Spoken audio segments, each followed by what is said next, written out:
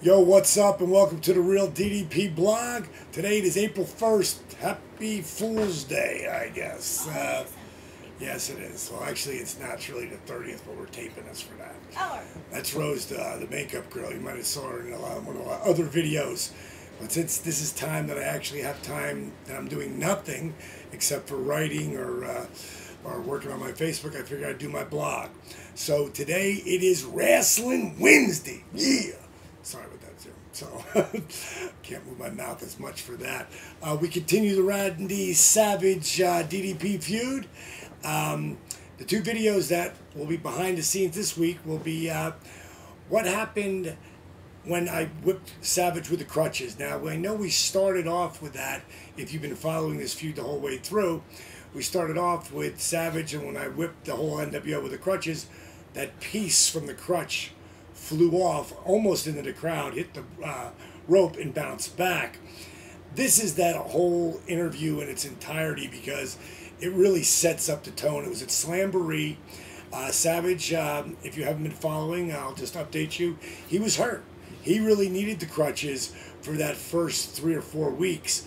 And then after that, he was starting to get better anyway. But we couldn't just do our match at Slamboree. So we did this interview piece, which turned into me whipping him with the crutches and getting him and Hogan back.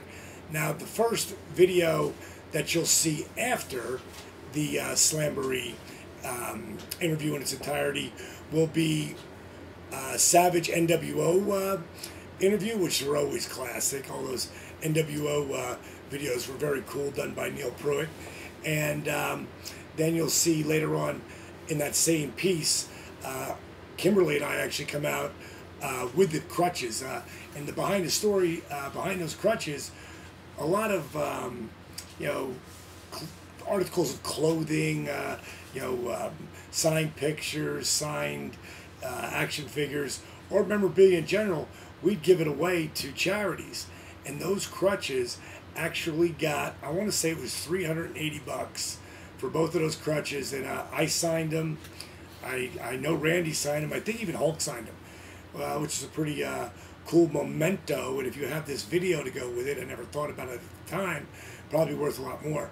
But that's what happened to those crutches that Kim said she was going to save, and put it in the archives. That's all I really got for you this week for the Savage Feud. We will come in next week with 2 more interviews that will actually lead to Bash at the Beach, which was it was the Great American Bash. So that was a phenomenal feud, and I have some serious back-end story to tell you about that when we get there. And that's all I got. So your inspirational quote of the day, I think I forgot about that yesterday. I want to talk about brick walls. There's a reason why God puts those brick walls up in front of you. And it's not to keep you out. It's to help you figure out how bad you want it.